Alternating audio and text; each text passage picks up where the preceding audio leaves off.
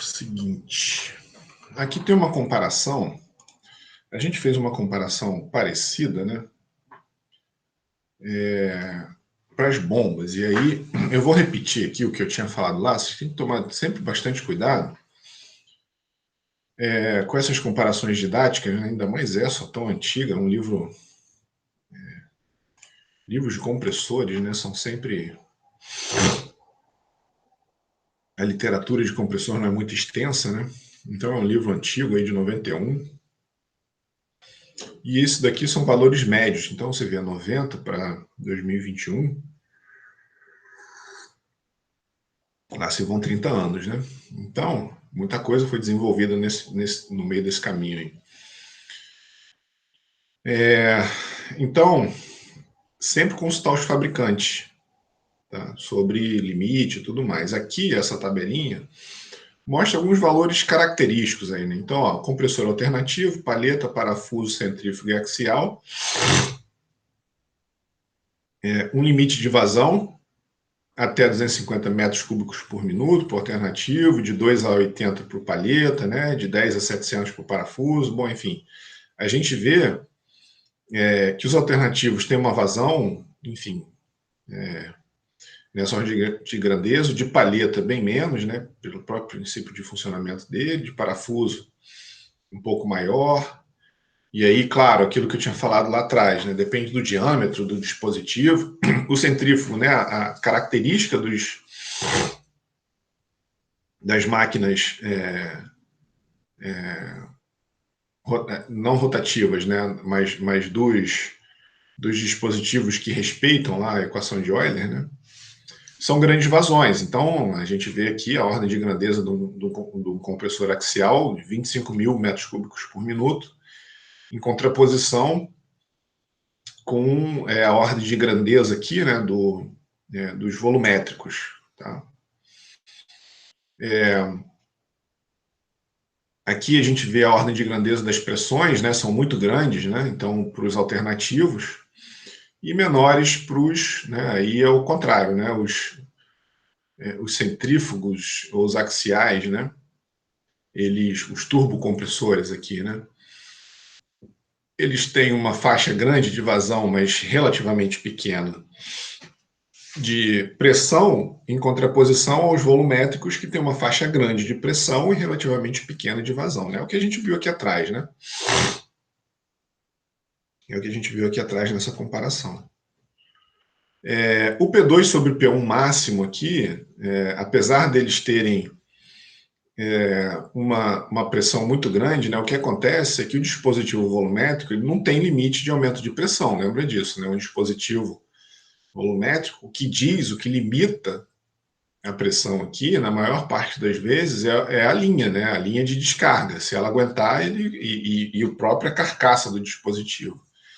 Esse limite estabelecido aqui, P2 sobre P1, é a função da eficiência e o desempenho do dispositivo, que, de forma geral, apresenta funcionamento ótimo nessa faixa aqui da última coluna. A gente vai ver mais para frente que quanto menor a razão de compressão, mais eficiente o dispositivo fica.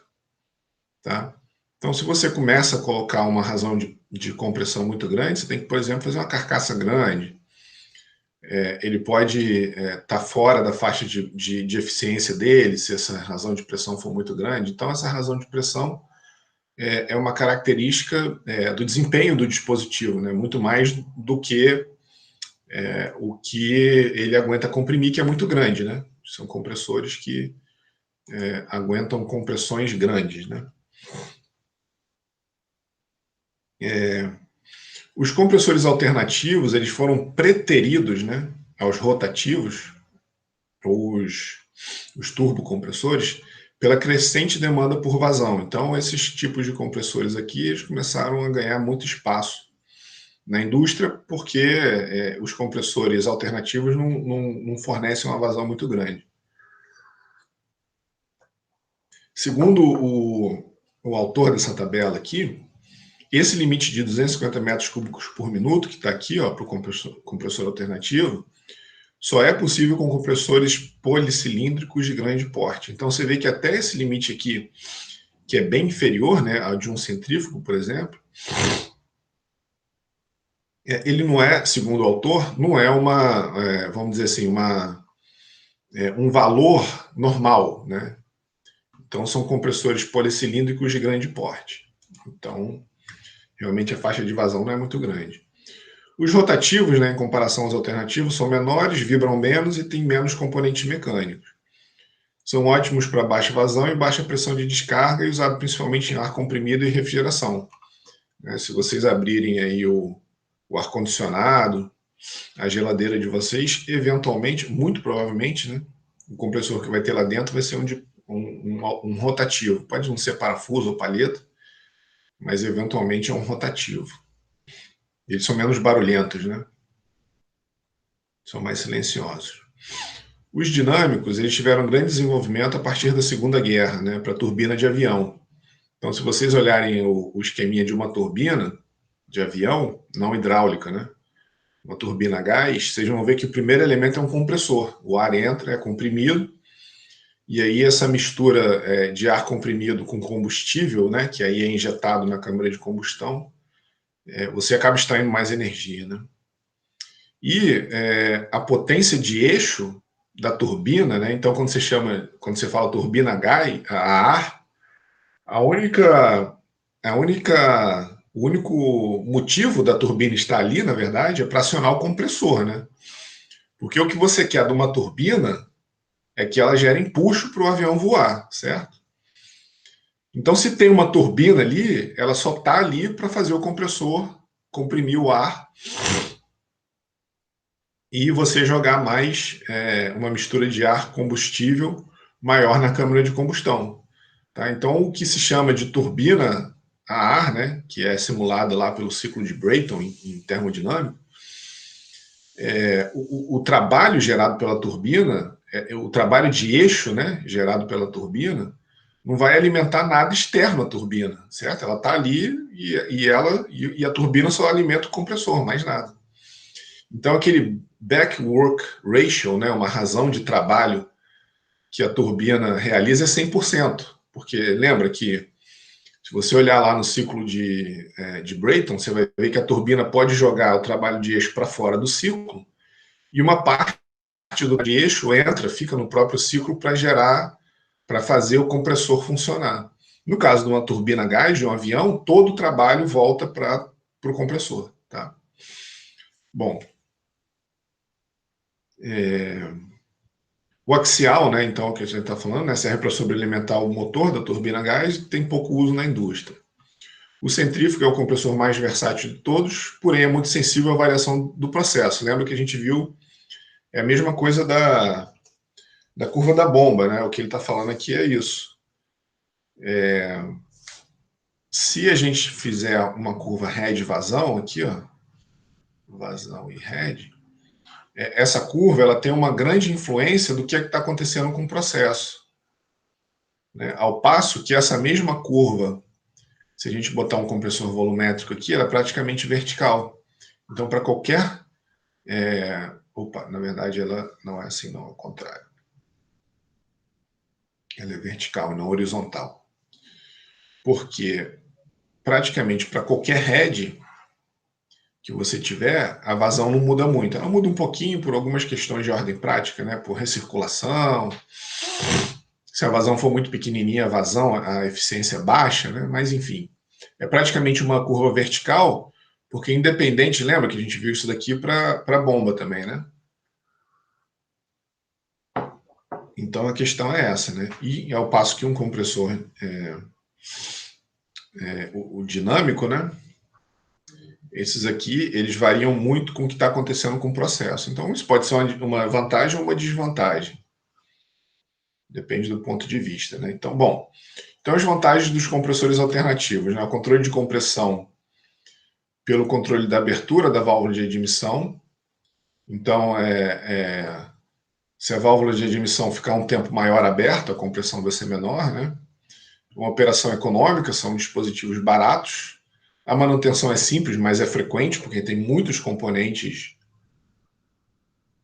mecânicos, né? Tem um sistema biela-manivela, tem válvula, tem uma série de componentes que abrem e fecham. A gente até viu aquela continha, né?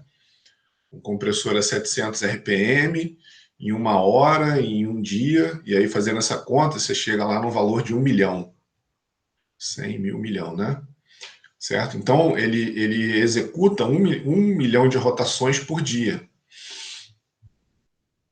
Então, todo esse sistema mecânico girando a 700 RPM em um dia, ele é exigido, né, por esforços mecânicos tremendos, né? Válvulas abrindo e fechando, virabrequim girando, né? Então, todo esse sistema ele demanda uma manutenção mais frequente, apesar de ser simples, né? São elementos simples. São eficientes e suportam maiores pressões de compressão do gás. Os compressores volumétricos rotativos têm uma mecânica mais simples, então, de cara, não precisa de válvula, não precisa de biela, né? Não precisa de manivela, então tem uma mecânica mais simples, né? Pode fornecer gás isento de óleo. Então, por exemplo, no compressor parafuso, lembra o que ele está falando é o seguinte, ó, a gente pode ter um compressor parafuso, deixa eu ver se eu volto aqui aqui, ó. Imagina que você está comprimindo o gás aqui e a única parte que está lubrificada é na engrenagem de sincronização dos dois parafusos aqui, né? Então, essa parte aqui não está com óleo. Um compressor alternativo não tem jeito, por mais que você tenha o anel de segmento, acho que tinha uma aqui, ó.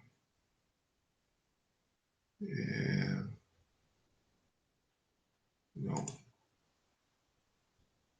acho que talvez, deixa eu pegar um aqui. Cadê aquele compressor? Aqui, ó, aqui está o óleo, né? O óleo lubrificante. Acho que tem uma outra imagem que fica melhor isso.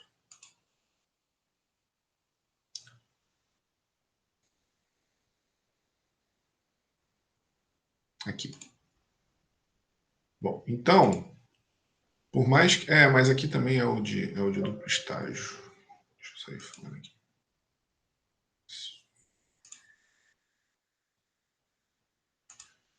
O que eu estou querendo dizer é o seguinte.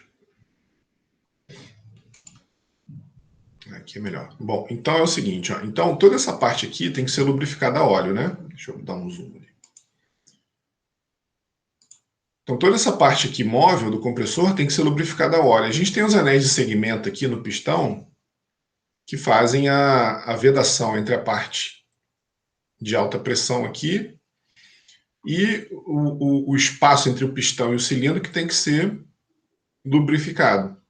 Não tem jeito, por mais que você tenha um anel de segmento aqui que raspe a parede do cilindro, o gás aqui ele vai ser exposto a óleo, não tem muito jeito. Tá? Então, os compressores rotativos eles têm uma maneira mais, vamos dizer assim, adequada de isolar o óleo do gás que está sendo produzido. Tá? Então, pode fornecer gás isento de óleo. Tem menor dimensão e peso, opera em maiores rotações, por causa da ausência de inércia do movimento alternativo, né? Então, o movimento alternativo dos compressores alternativos, eles acabam gerando uma inércia muito grande ali, né? Baixo ruído quando lubrificado a óleo, o escoamento não é pulsante, né? Nos compressores alternativos você tem aquela característica pulsante do escoamento e tem menos vibração que o alternativo, tá?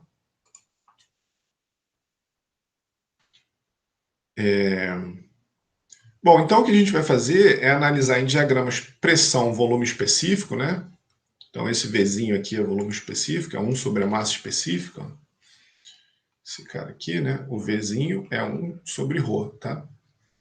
O ciclo de funcionamento dos compressores volumétricos.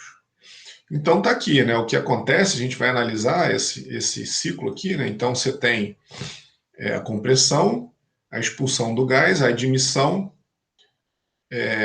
Aqui é quando a válvula abre, aqui é a admissão do gás, tá? A gente vai ver esse ciclo aqui em detalhe, né? Esse ciclo termodinâmico. Para os compressores alternativos, a gente tem um ciclo teórico, né? Então, esse daqui é um ciclo teórico, depois a gente vai ver o real, que é bem aproximado desse aqui. Eita. Que é bem próximo, não fica muito distante disso daqui. Tá? Bom, o que a gente tem aqui? Ó? P1 é a pressão na sucção, aqui, ó. Tá? P2 é a pressão na descarga. Então, esse é o momento da compressão, né? Quando a válvula de admissão fecha e ele está comprimindo. A gente vai assumir a admissão e a descarga isobáricas, né? Então, esse é o processo de admissão, que é o momento que a válvula de admissão está aberta e o pistão está descendo. Tá? Então, ocorre na pressão constante. E a descarga, a hora que a válvula de descarga abre e ele está descarregando para o processo. Tá? Essa parte aqui, ó, é a parte que a válvula de descarga fecha e a de admissão também. Aí o pistão desce, nesse momento a válvula de admissão abre pela depressão, né, causada dentro do pistão, dentro do cilindro, desculpa.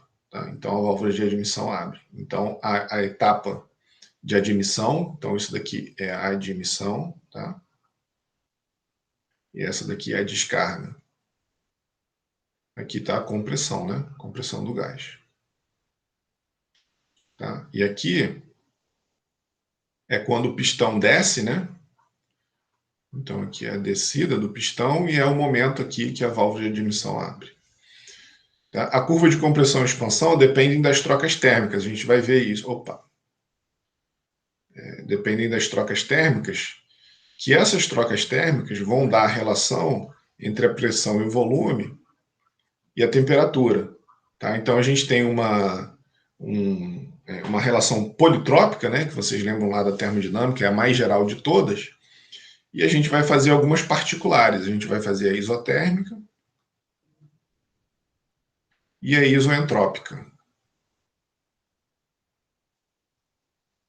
A gente vai ver as características dessas três relações pressão-volume específico, né, que a gente obtém lá da termodinâmica, que são características de processo de mudança de pressão, tá? E, consequentemente, mudança de volume específico, né? Tá?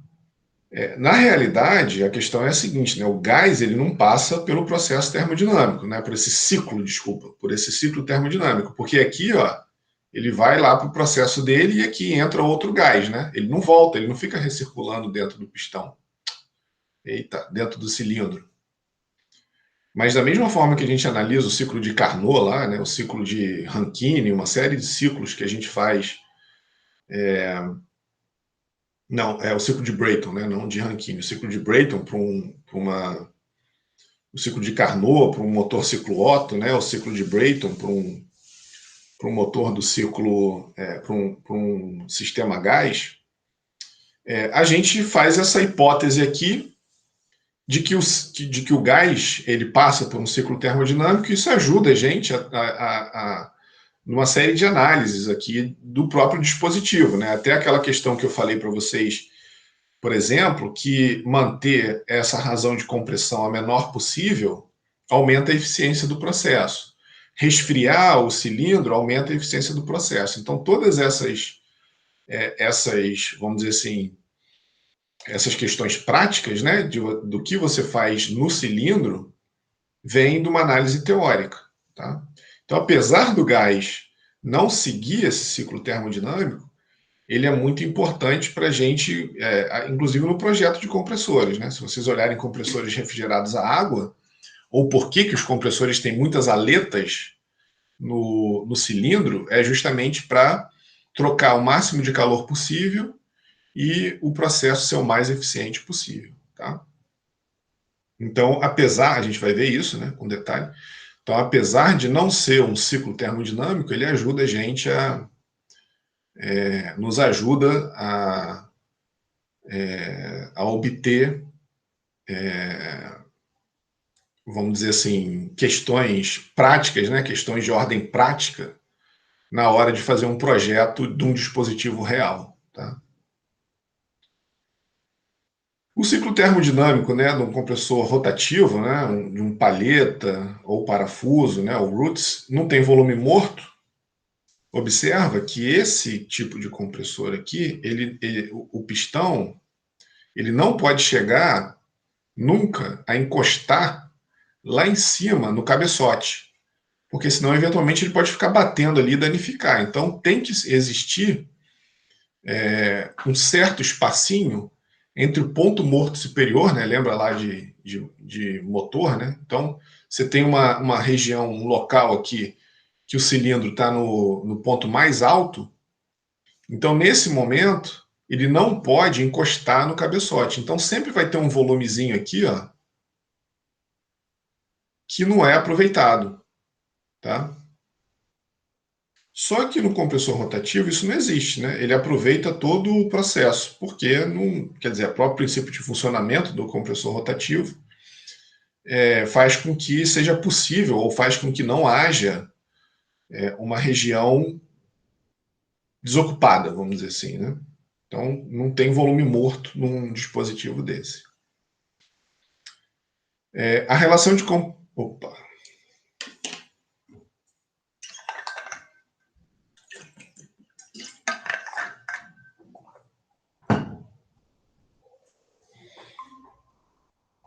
Bom, parece que deu uma travada aí.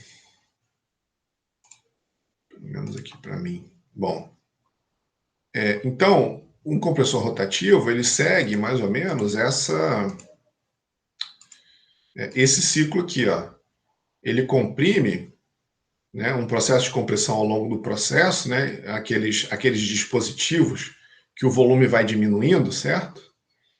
E aí ele entrega em P2 na pressão que ele foi comprimindo. Aqui a gente está assumindo que a razão de compressão ao longo do processo foi exatamente a pressão que ele é entregue lá na saída. Não necessariamente isso aqui é verdade, né? Ele pode ser entregue numa pressão um pouquinho maior, eventualmente. Tá? Então ele aspira aqui o fluido vindo da pressão atmosférica, aí ele vai comprimindo ao longo do processo e entrega no processo na pressão P3. Esse tipo de compressor aqui, ó, ele não comprime ao longo do processo, ele encaminha, ele aspira, ele é como se fosse um balde, né? Como se você estivesse pegando uma certa quantidade de fluido e colocando ele, empurrando ele para dentro de uma pressão P2. Tá? Então ele não comprime ao longo do processo, ele simplesmente entrega na descarga na pressão do processo. Tá? Então ele vai lá e vai encaminhando o fluido para a pressão que o processo requer e entrega lá nessa pressão. Tá? É uma outra característica, né? Um outro tipo de compressão. Bom, então vamos analisar o ciclo ideal de um compressor alternativo. Né? Como existe variação da massa específica nesse dispositivo, a gente tem um trabalho de compressão e expansão envolvido que deve ser analisado para estudar o trabalho requisitado pelo compressor. Para gases, a variação de pressão necessariamente envolve variação de temperatura. A gente vai obter das relações até a famosa equação de estado de gás ideal. Vocês observam que se você mudar a pressão, você tem que mudar a temperatura. Né? A menos que você tenha um processo com grande transferência de calor, e aí você mantém a temperatura constante. Tá? Se você conseguir, por exemplo, um processo de troca de fase, tudo bem, você mantém a temperatura constante. Se você trocar calor, você mantém a temperatura constante, mas de forma geral, se for um processo sem mudança de fase, a temperatura varia, que é o que está acontecendo aqui para a gente, não existe mudança de fase no nosso processo, né? Tá? Então, essa variação de temperatura influencia diretamente a eficiência do processo. A gente vai ver isso numericamente, né? A gente vai ver isso quantitativamente. Então, a gente vai ver esse e outros conceitos analisando a reação do estado termodinâmico ao passar de P1, P2, P3 e P4. Então, a gente vai fazer uma breve revisão de termodinâmica aqui, né? Que são conceitos que a gente vai precisar usar no dimensionamento dos compressores. Bom, então, para a maioria dos gases, né, na pressão moderada, em pressão e temperatura moderada, eles podem ser bem representados pela equação de estado de gás ideal. Tá? Então, essa relação aqui, que é para um gás ideal, que a gente despreza o choque entre as partículas, assume que as moléculas estão bem espaçadas dentro do recipiente, então a gente pode usar essa relação aqui. Tá? O R é uma constante única para cada gás, que é dado pela constante de gás universal, né, que é 8.314, sobre a massa molecular. Tá? A gente aqui, né, no nosso caso, como a gente basicamente vai analisar ar, né, compressão de ar, então a gente vai usar o R do ar direto, não vai precisar ficar fazendo conta. Né? O R do ar já é tabelado. Tá? Para um gás real, a gente vai ver que é uma boa aproximação para gases a baixa pressão e ou alta temperatura. Então a gente vai ver numericamente aqui, num diagrama do fator de compressibilidade, o que são essas faixas de baixo e alto aqui. Tá? Por isso está entre aspas aqui. Né? Então, por exemplo, na temperatura ambiente, sei lá, 25, 30 graus Celsius, para uma pressão de até 30 atmosferas, que não é tão... não é uma pressão tão... vamos dizer, tão baixa assim, né? A massa específica pode ser determinada com menos de 1% de acurácia. Então, você pode determinar aqui o ρ, né? Fazendo dessa forma aqui, né? Que é o que estava escrito anteriormente aqui, né? P igual a ρRT. Então, ρ você pode determinar pelo P sobre RT, né? Então, pressão atmosférica, 101.300 Pascal, sobre 300 Kelvin, vezes o R, que se eu não me engano é 287. Tem uma tabela aqui na frente? Deixa eu dar uma passada aqui. Aqui, ó. O R, 287 joule por quilo Kelvin, isso mesmo. Então, joule por quilo Kelvin, né? Onde eu estava? Então, aqui. Certo? Então, se a gente fizer essa conta, vamos ver quanto é que vai dar. Se eu não tiver cometido nenhum erro. 101.300 sobre 300 Kelvin. 287.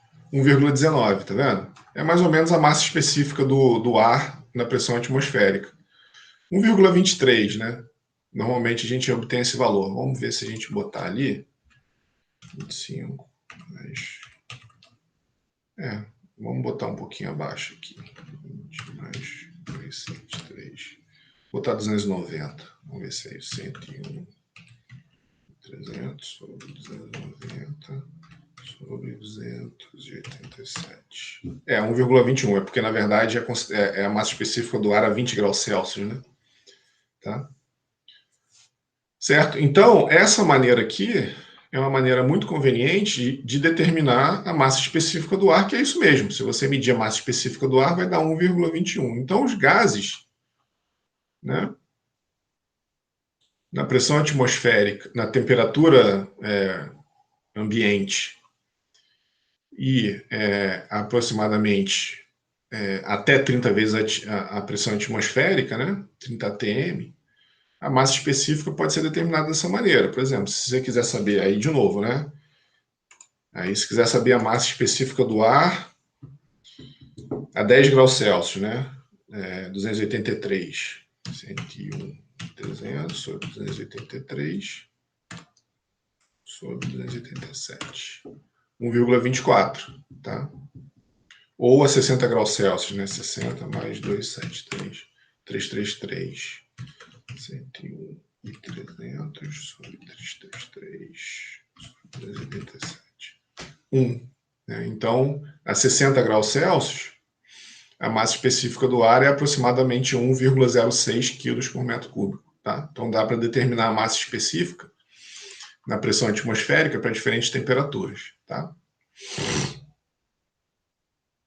Se você tiver a 1 atmosfera, na pressão atmosférica, Essa expressão serve para temperaturas de até menos 130 graus Celsius.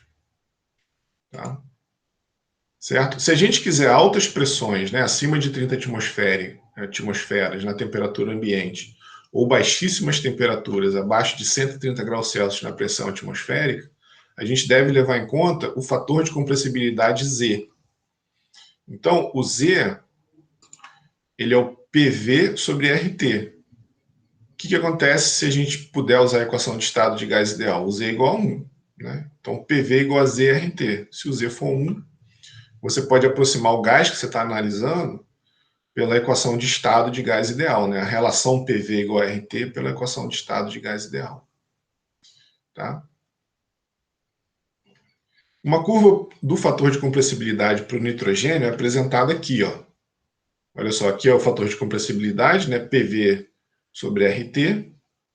E aqui para diferentes pressões, e cada curva dessa está numa diferente temperatura. Então, observa o seguinte, para o nitrogênio, o Z tende a 1 à medida que a pressão tende a 0, a pressão absoluta, né? Tá? Então, à medida que a gente está chegando aqui na pressão zero, relativa, desculpa, ou pressão atmosférica, né?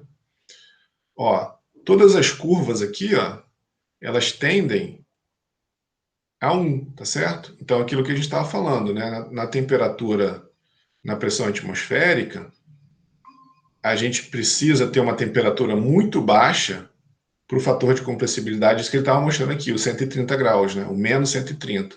Então, você tem que estar abaixo do 130 para o fator de compressibilidade não ser 1. Ou, se a gente estiver na pressão atmosférica, na temperatura ambiente, 300 Kelvin, por uma pressão que acima de 10 megapascal aqui, né, aproximadamente 8 megapascal, é que o fator de compressibilidade vai se distanciando de 1. Tá? Certo? Então, para baixas pressões, o comportamento PVT do nitrogênio pode ser aproximado por de um gás ideal.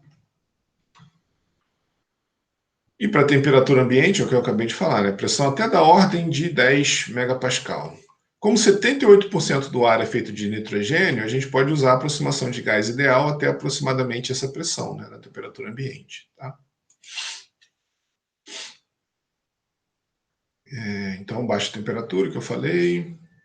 E essa análise qualitativa é similar para outros gases.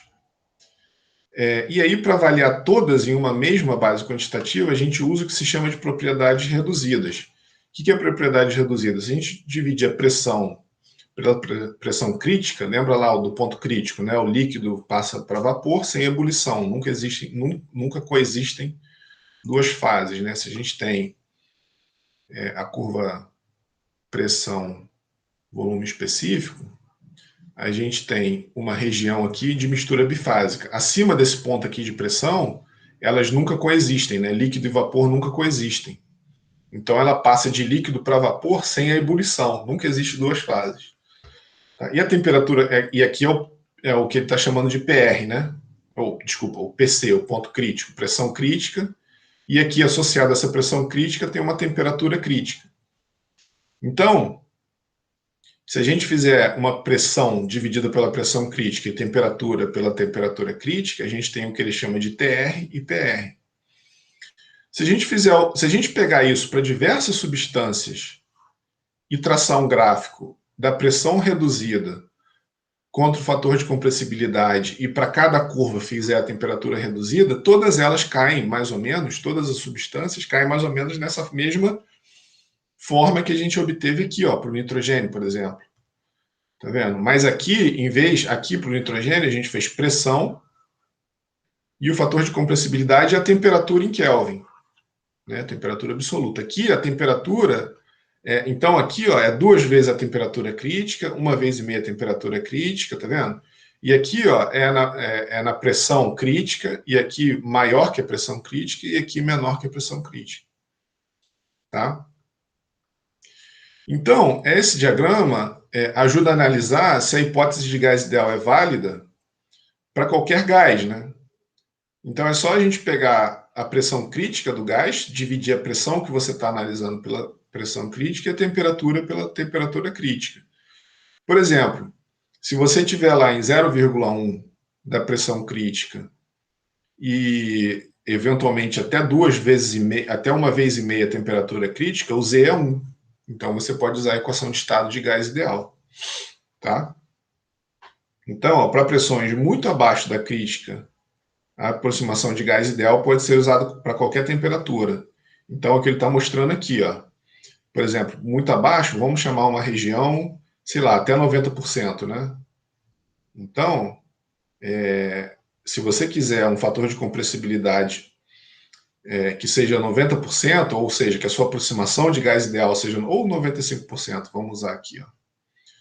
Tá? Então, todo mundo que está aqui dentro, abaixo dessa pressão aqui, ó, todo mundo que a relação entre pressão e pressão crítica for menor que esse valor, para qualquer temperatura você pode usar a equação de estado de gás ideal. E para a temperatura acima de 2 vezes a temperatura crítica, a aproximação é válida para pressão até 4 vezes a pressão crítica. Ou seja, aqui, ó, daqui, né, acima disso, acima de 2 vezes a temperatura crítica, a gente só, aqui, ó, 1, 2, 3, 4 aqui, né? 1, 2, 3, 4, opa, 1, 2, 3, 4, 5, 6, 7, 8, 9. Não, aqui ele divide de meio e meio. Aqui, ó, 2, 3, 4, 5, 6, 7, 8, 9, 10. Então, o que ele está dizendo é o seguinte, ó, 4 vezes a pressão crítica é daqui para frente, né? Então, para a temperatura acima de 2 vezes a temperatura crítica, que é essa região aqui, né? Então, aqui, por exemplo, 5 vezes a temperatura crítica que está ali, né?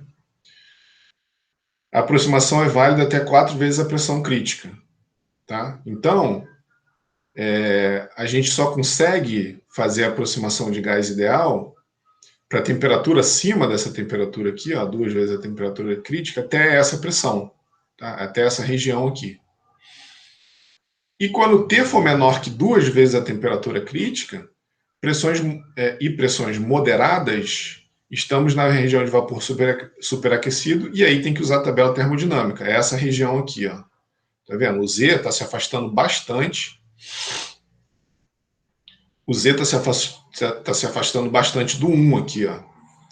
E aí não tem jeito, tem que usar tabela termodinâmica para determinar pressão, né, volume específico, temperatura, e tem que entrar em tabelas termodinâmicas. Senão, é possível usar essa aproximação aqui da equação de estado de gás ideal.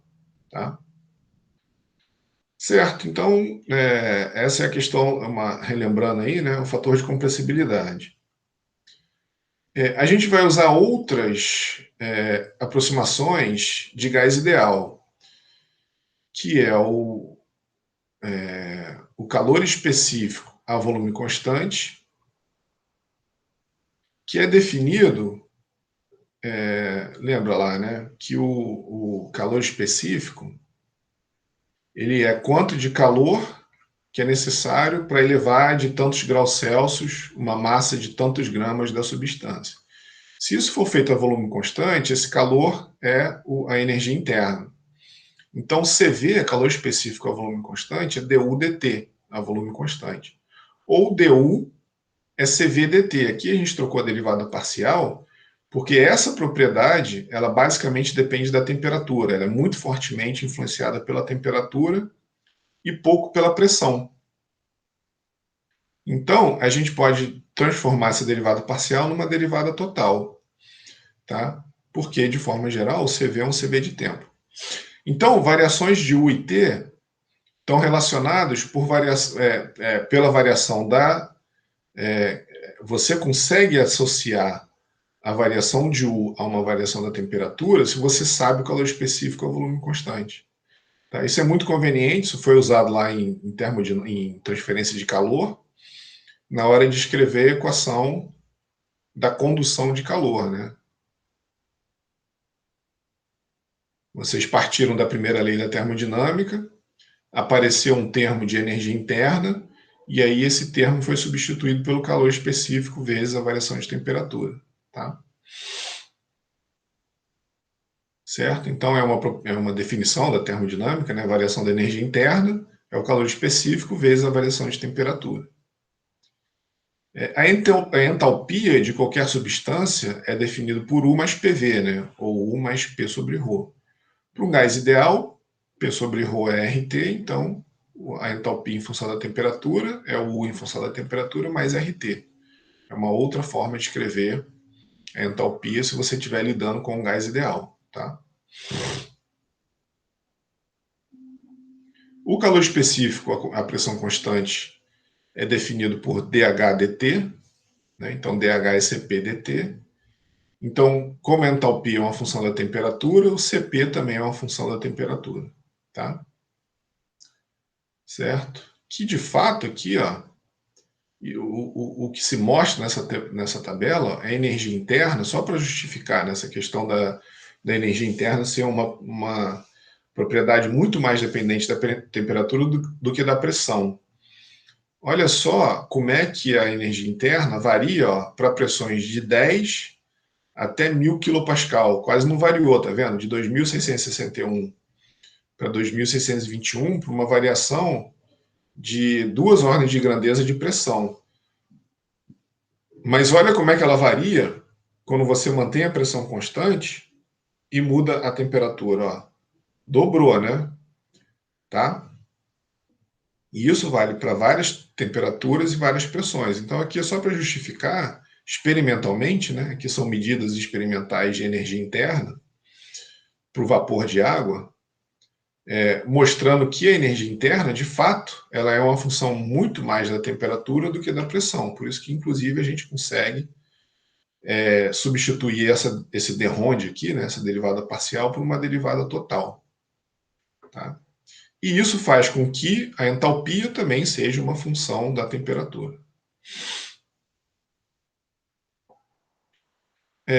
E aí, ó, apesar dos calores específicos de um gás ideal serem função da temperatura, a diferença entre eles é constante para cada gás. E isso pode ser mostrado, ó, se a gente pegar aqui a definição de entalpia para um gás ideal e escrever na forma diferencial. Então, se o H é U mais RT, o DH é DU mais RDT. Mas a gente sabe que o DH é CPDT e DU é CVDT. Então, a gente substitui esse termo aqui no DH pela própria definição, né? E esse termo aqui no DU. Então, CPDT, CVDT mais RDT. Tá? Então, isso daqui vem da definição de entalpia, né? Entalpia para um gás ideal. Tá? Então, simplificando o dt, a gente fica que o R é o Cp menos Cv. Então, a diferença entre os dois é constante. Tá? Então, a energia interna varia com a temperatura, a entalpia varia com a temperatura, mas a diferença entre os dois não depende da temperatura e é sempre constante. Tá? Certo? A razão entre os calores específicos é definido como K igual a Cp sobre Cv. E se a gente usar o K, Cp sobre Cv e o R, Cp menos Cv, a gente pode, tendo tabelado, né, o K e o R, determinar o Cp, e o Cv é só substituir, né? Certo? Que é escrever o Cp e o Cv em termos de K, porque eles estão relacionados, certo? Estão relacionados pelo K e pelo R, então você pode escrever em função do Cp e do Cv em função do K e do R, tá? Isso é uma coisa que a gente vai usar, ó, a gente sabe que o du é CVDT, mas se a gente tiver uma diferença, e o U é uma função forte, né? O CV é uma função que varia com a temperatura, da mesma maneira que o U, né? Mas se a gente tiver uma diferença moderada de temperatura, a gente pode assumir que o CV é constante. Tá? A gente viu aqui, né? Que pela própria definição, né, que o CV é du/dt, né, o quanto de energia que você precisa para elevar de tantos graus Celsius, tantos gramas de uma substância. Então, essa energia ela varia em função da temperatura. Ela é uma função da temperatura, então CV é uma função da temperatura. Se a gente tiver uma variação moderada de temperatura, a gente pode assumir que esse cara é constante, por exemplo, sei lá, uma variação de até não sei, 5 graus, 10 graus, a gente pode fazer essa aproximação e, em vez de resolver a integral de um cara que depende da temperatura, a gente pode assumir que ele é constante, né? E dizer que a diferença entre energia interna 2 e 1 é CvT2 menos T1. E a diferença de entalpia é CpT2 menos T1. Isso é uma relação muito interessante que evita com que a gente entre em tabelas termodinâmicas e simplifica a vida, né? A gente pega lá o calor específico, a pressão constante daquela substância e multiplica pela diferença de temperatura.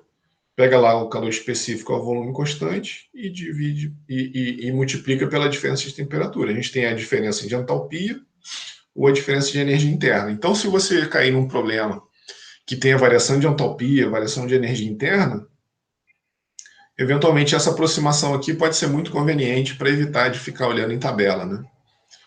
Tá? As tabelas termodinâmicas. Bom, e aí eu vou fechar a aula aí nessa tabelinha aqui, deixa eu ver o que vem depois. Melhor fechar a aula aqui nessa tabelinha, ó, só mostrando para vocês que para diversos gases, ó, ar, dióxido de carbono, monóxido de carbono, hélio, hidrogênio, metano, nitrogênio, oxigênio, vapor, né? A gente tem a fórmula, o símbolo químico, a massa molecular, né, de cada substância, o R, a constante de gás, né, daquele gás, né? Então a gente não precisa, se for qualquer um desses gases, a gente não precisa dividir a constante universal pela massa molecular, a gente já tem aqui o R para aquele gás, então a gente pode usar aquela relação, né, PV igual a RT, tá? E se a gente quiser calcular a massa específica ou volume específico, a gente usa, por exemplo, para o ar esse R aqui, se for dióxido de carbono, esse valor de R, monóxido de carbono esse valor de R, o hélio esse valor de R, né? O calor específico é a pressão constante, a volume constante. O K, a relação entre os dois, né? Então, para o ar é 1,4. E aqui em outras unidades, ó, o R em unidades inglesas, o CP em unidades inglesas e o CV em unidades inglesas. Tá? Beleza? Então a gente termina a aula aqui. Amanhã a gente continua a nossa revisão de termodinâmica falando de entropia, né? Que é uma propriedade importante para a gente definir algumas coisas que vai simplificar a nossa vida, na verdade, né? Essa definição de entropia vai tornar a nossa análise do ciclo de compressão do compressor bem mais simples, tá? Certo? Alguma pergunta aí, Leonardo, Gabriel? Alguma questão aí?